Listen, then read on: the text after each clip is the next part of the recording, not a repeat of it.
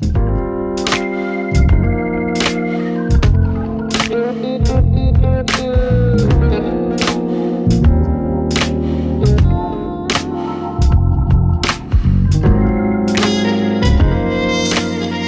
estamos otra vez en el Museo Marte con esta franja de la revista disruptiva El Baúl, y hoy vamos a hablar un poquito de coyuntura cultural. Tenemos 3 temas importantes en el ámbito de la música.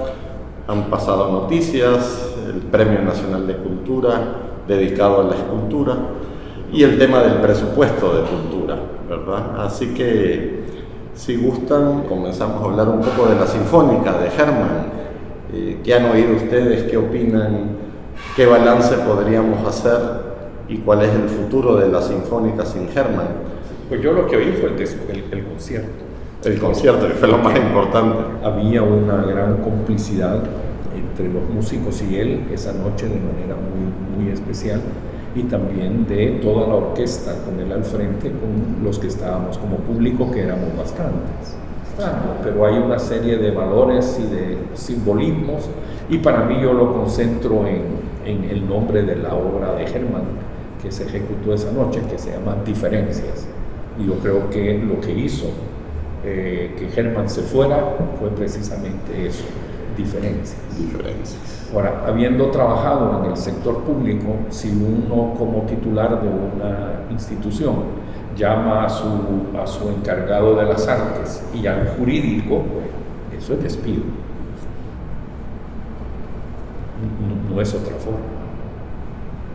Entonces creo yo de que sin llegar a una expresión así tan radical, lo que se hizo fue plantearle a él la posibilidad de su retiro, y me imagino de que él en su momento debe haber hecho las valoraciones necesarias de seguir, pues tal vez con una línea de trabajo que a él no le interesa, o retirarse. Creo que lo que hizo ha sido, por lo que él me confesó, lo más razonable y lo mejor que pudo haber ocurrido en este momento. Empezar a hablar de quién es el que viene y qué es lo que va a ser el futuro de la orquesta hasta que no se conozca el nombre del nuevo titular, y también la receptividad que va a haber de parte de los músicos de esa nueva línea de trabajo, pues estaríamos todavía en el campo de la especulación. Pero yo sí creo que Hermann hizo un extraordinario trabajo. Me parece, es una opinión muy, muy, muy personal, que no se puede tirar por la borda el trabajo de un artista nacional después de 30, 40 años de servicio. Creo que su retiro pudo haber sido trabajado con un poco más de dignidad y de respeto. De hecho, no había autoridades de cultura en el concierto. Eso se supo porque alguien en off, porque los músicos no quisieron dar la cara esa noche, salvo para ejecutar, pidieron disculpas porque no hubo programas suficientes, y también por la ausencia de las autoridades de cultura. Sus razones habrán tenido para no asistir.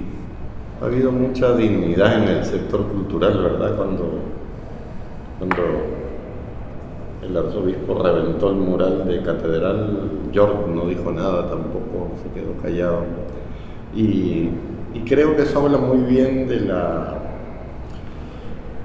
la personalidad, de la ética. Claro, después los rumores y los comentarios y lo que sabemos y lo que no sabemos se encarga de hacer justicia y de valorizar el trabajo artístico de mucha gente que se va así sin pena ni gloria, ¿verdad? Salen del escenario sin un reconocimiento público, sin un agradecimiento público a tantos años de trabajo, de entrega, de formación, de investigación. Me parece que una persona que le dedica 30 años de su vida a un proyecto tan importante como es una orquesta sinfónica, y que ha hecho lo que Hermann ha hecho, pues merece una despedida con bombos y platillos, y quizás una dirección emérita, qué sé yo, o algo de la asamblea, o algún tipo de reconocimiento. Uno trabaja porque es un compromiso, un proyecto de vida, no porque al final haya un aplauso más pronunciado o más efusivo, no, o que haya un reconocimiento, pero sí tenía una serie de opciones como para poderle ofrecer a Germán una forma más elegante. Él trabajó muchísimo. Yo recuerdo cuando fui funcionario de todo el esfuerzo que significó volver a darle a la orquesta el sitial que se merece. Y cuando uno que ahora tiene. Y cuando uno ve tanto despilfarro, tanto robo, y que no hayan fondos para hacer un poco de promoción a la temporada, usted sí, mire, puede estar quien sea, pero si no hay promoción, la gente no va. Como que la orquesta la han ido dejando así como un tanto descuidada. Se logró de que el Teatro Presidente fuera la sede de la orquesta para que se evitara el hecho de que la saquen cada vez que se les ocurre hacer un acto, ¿no? Y eso doy fe porque nosotros, cuando nos es posible, le damos el salón a la orquesta para que ensaye, porque literalmente lo sacan del teatro. Cuando entramos hace años y hablábamos con Germán, tenías casi 50 años de no hacerse aquí la novena sinfonía de Beethoven. Y aceptó el reto y se hizo de manera adecuada. Ya después empezó con que hay que hacer la consagración de la primavera y hay que hacer Carmina Burana y enriquecer el repertorio. Eso es lo que da. Ahora, yo no creo que estén pensando que la orquesta debe de tener un rumbo diferente. Todo el trabajo de alguien como Germán o de alguien que hace en las artes plásticas o en teatro, en danza, en lo que sea de las artes, no solamente es lo que le da al público en el momento, sino que a través de los músicos, la formación, la cultura que se va ampliando, el conocimiento que se va dando, la sensibilidad que se va desarrollando, todo estas son cosas que van en contra de la cultura de la violencia. El atesoramiento que ha tenido nuestra orquesta sinfónica,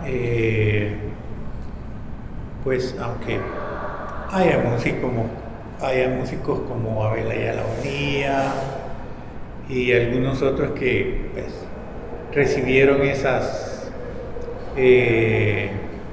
posibilidades, digamos, de ser dirigidos allá por el 74, 75, 76, durante los festivales internacionales de música. El patronato Procultura sabía perfectamente que si venía Aaron Copland, la orquesta sinfónica se iba a favorecer con que la dirigiera una persona como ese gran músico. E inclusive, no sé si Roberto y Roberto se acuerdan, tuvieron que comprarles vestimenta, ¿verdad?, a los músicos, porque no era la adecuada, y el Patronato Procultura mandó a traer, mandó a traer vestimenta adecuada para los músicos. Entonces, no es lo mismo tener personas como el patronato que tener ahora personas como las del Ministerio de Cultura, ¿verdad?, que en lugar de estar a la par del que se va a ir, ¿verdad?, quitan el podio, como dice Roberto, y dicen que ni siquiera se van a presentar. Eso dice mucho de la edad y la madurez cultural que tiene nuestra ministra de Cultura y el mismo presidente de la República. Y creo que hay una cuestión todavía más importante. 30 años de Germán Cáceres trabajando diariamente con esa gente, que es muy difícil, o era muy difícil, y luego llegó, y como dice Roberto, ¿por qué no ponemos la Quinta Sinfonía? ¿Por qué no ponemos Carmina Burana? ¿Por qué no ponemos esto? Porque los músicos ya estaban listos, ¿verdad? Otra nota baja para cerrar el tema de música es el deceso de Joseph Deutsch, una persona también de altos quilates culturales. ¿Qué mensaje les dejó a ustedes? Pues esa con persona. nosotros fundó el bachillerato en arte, ¿verdad? Fuimos compañeros de trabajo. Fue en los años 70 cuando el bachillerato en artes empezó a figurar, que era el encargado del departamento de música. O sea que a él lo conocemos desde siempre, ¿no?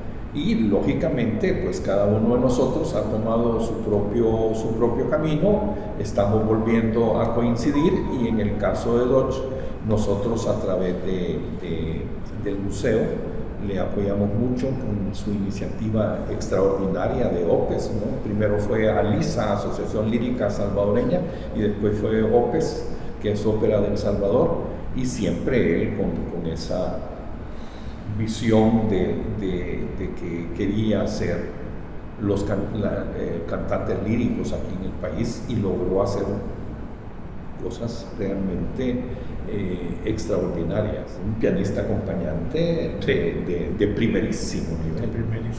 Él era el pianista acompañante cuando hicieron Carmen en la OPES, Sí. y era increíble, o sea, porque además de saberse todo Bizet de memoria, podía esperar a los cantantes que se atrasaban un poco para acelerar.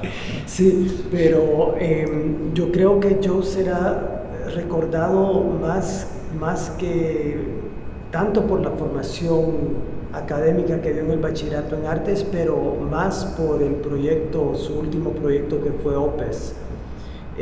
Porque Ópera del Salvador es un proyecto valiosísimo que él hizo con Gladys Moctezuma, que es una maestrísima de voz, y se concentraron mucho en entrenar voces nuevas.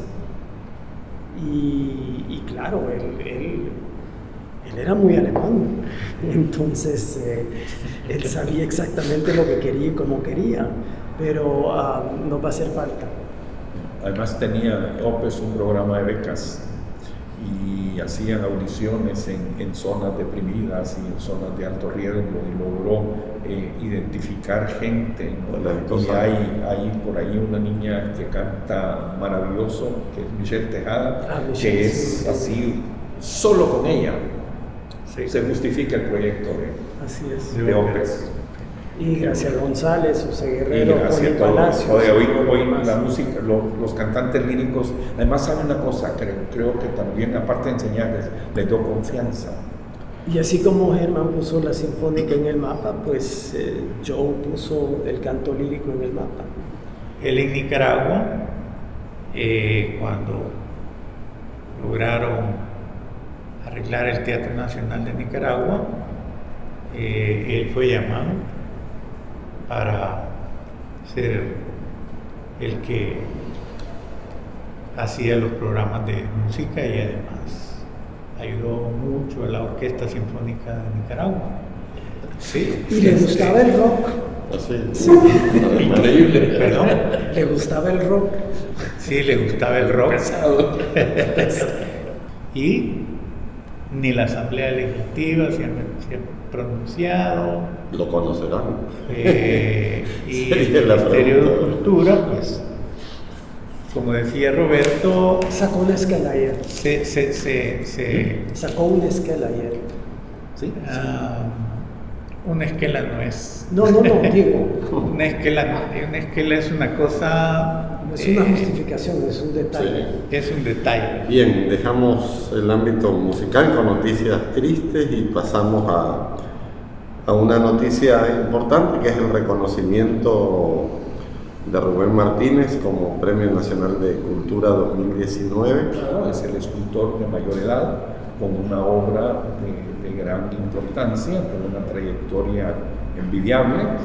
Tiene obra que es icónica en el desarrollo a nivel urbano en San Salvador, y una obra de él que fue duramente criticada en su momento, cada vez es más aceptada como una de sus obras más importantes y significativas y más completa, y me refiero a la iglesia del Rosario, como arquitectura, como la integración de los vitrales, como el trabajo de todo, ¿no?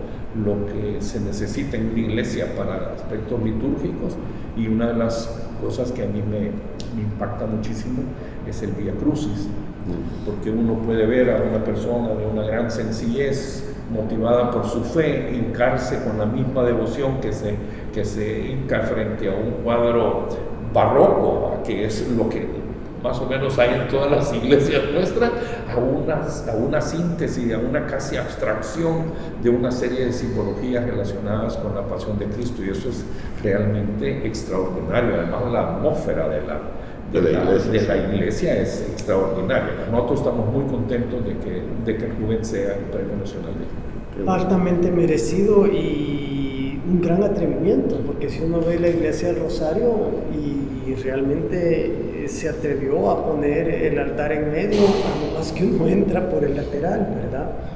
En vez de hacerlo ¿De qué año es esa iglesia? No sé exactamente de qué año. Porque eso es de por allá por el 69. es importante relacionarlo con el movimiento de Vaticano II, que hace la reforma litúrgica, y hay una serie de cambios importantes por ahí por el año 62, 63. En esta iglesia hay una ruptura de los espacios radicales, no solo en la parte artística, sino en la ubicación del altar más al centro de la gente, ¿verdad? Sí, pero ahora cuando se visita la iglesia, que dicho sea de paso, no deberían de cobrar por visitar una iglesia, pero eso es cosa aparte. Vaya, cobra. Sí. Se ve que tengo días de noche. Yo voy seguido y siempre cobro. La entrada fue diseñada para ser desde la Plaza Libertad. Así es. Y ahí sí está una entrada monumental con esa bóveda con los vitrales, y el altar está puesto de lado. Es formidable. Además, eso fue imagen de los tiempos de conflicto, ¿no? Cuando se daban las tomas de los templos, sí, y tiene toda una historia. Hay fotos de esa cascada, ¿no? De gente subida en los diferentes entrepaños, no sé cómo decirle, a la estructura. Hay cosas realmente impresionantes. Y obviamente Rubén Martínez tiene obra pública, digamos, el famoso monumento a la Constitución, que parece que por ahí se habían equivocado y le pusieron revolución, pero es Constitución. La Chulona. La Chulona. El Cristo que está también en la autopista con Malapa, y otras obras importantes. También entra en el caudal de obras, no sé si es de él, quisiera confirmar, el mayor Dawson también, que está, sí, también es de él, y el busto de Mauricio Funes, que no sé si también es de él, el último que apareció por ahí. Yo creo que se dan los premios de los grandes autores que tenemos, pero después del premio viene el olvido, y hay una razón principal. No tenemos la vida de él, porque después de un premio nacional, en los institutos de allá de Oriente debían de conocer la obra de él, quién fue él. Necesitaríamos un buen libro de cultura en el sistema educativo, ¿verdad? Creo yo que eso podría ser un aporte que las autoridades podrían diseñar, un libro de cultura general salvadoreña, porque uno ve que ni las autoridades a veces saben cuál es el monumento a la revolución o el monumento a la Constitución o los autores.